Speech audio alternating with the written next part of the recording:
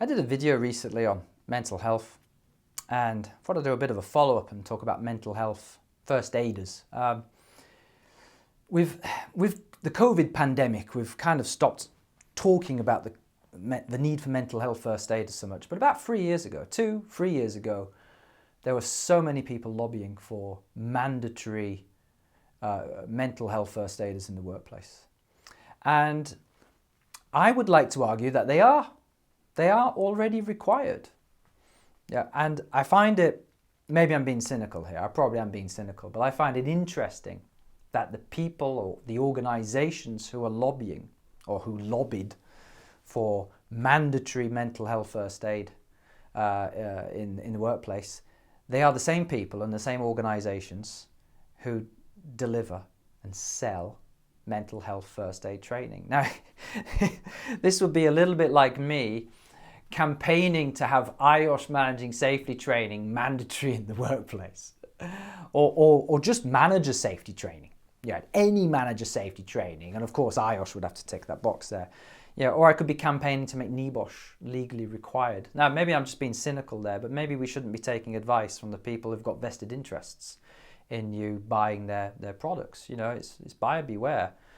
Now, I said earlier, I think it already is required. Yeah, under the First Aid at Work regulations, 1981, they're old, but read them carefully. And it doesn't say physical health, it doesn't even talk about physical injury. It's just like the Health and Safety at Work Act. It kind of implies in there that it's both physical and mental. Health and Safety Work Act doesn't say physical. It says we shall ensure the physical health of our employees. No, just says health, safety and welfare. And the first aid regs are the same. They don't mention physical health or physical first aid.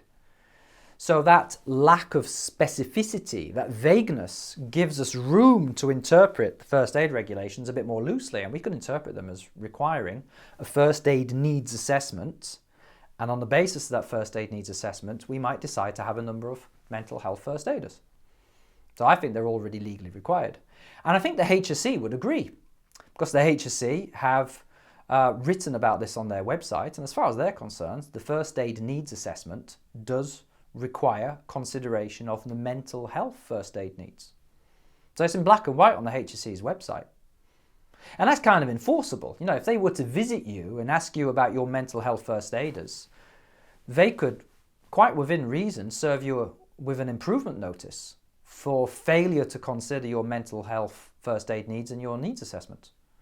Yeah, and because as we know, as far as the HSE are concerned, you know, if you fail to implement the government guidance, or if you fail to do something which is as good as the government guidance, then they'll take some form of enforcement action against you. So I think they're already required. Anyway, but in any case, I would personally, I don't think we need to change the law on this. And generally speaking, I'm dubious and cynical when I see salespeople advocating to make their products legally required.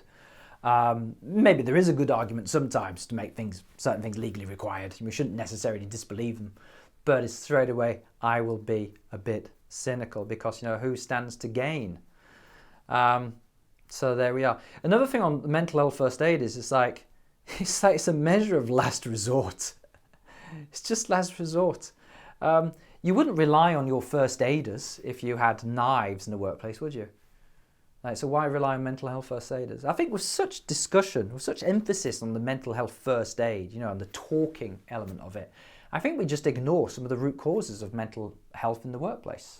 Yeah, and a lot of it is work-related and caused by work or made worse by work. You know, let's go back to the 6 HSE management standards for stress. You know, what is it? It's demands, it's control, relationships, support, role, and change. Good, I'm a walking dictionary. There you go. I think I got all 6 there. It's like, yeah, if you want people to be better in the workplace or feel better in the workplace, well, make sure your targets are realistic. Make sure the workload's realistic. Make sure they've got the support, the equipment, the people, the training, the skills they need, the decisions. Make sure that, this is the most important thing, make sure the managers have the management skills, the people skills. Nearly everywhere I go, has line managers who were promoted from the front line, good people, Good, but not a criticism of them as people. They're good people, hardworking, loyal, reliable, grafters. And they promote these excellent operatives into a position of management or supervisors, and they do not have the management skills. And so they struggle, and they flail around. And sometimes they resort to being a bit authoritarian.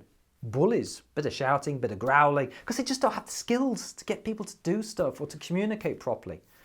And so, give the managers training, or select the right managers for one. It's like, just choose the right people, rather than say, oh, he always says yes, so he'll make a good team leader. It's like, select people who have the capability of being good team leaders. When I worked in sales, it was the same thing. They would take the best salesperson and make them a sales manager. Great, you just lost your best salesperson and you got a very average, maybe bad sales manager. That was the point of that. Pick the person who has the sales management skills. Might not be the best salesperson. I wasn't the best salesperson, but I was really good at teaching people how to sell. But I wasn't the best person who could do it, but I was good at teaching people. Like, just pick people on their capability for certain roles. Like, that's just, common sense as always. But instead, what do? We talk about employee assistance programs, counseling telephone hotlines, and mental health first aid. It's like, that's the bottom of the hierarchy of controls. It's near the bottom anyway. It's like, we can do better than that. We can reduce stress at source by just reorganizing the way we do things. Anyway, that's enough from me. Thank you for listening if you made it this far. Let me know what you think in the comments below. And if you like the video, feel free to connect, give us a like, subscribe, whatever it is. See ya.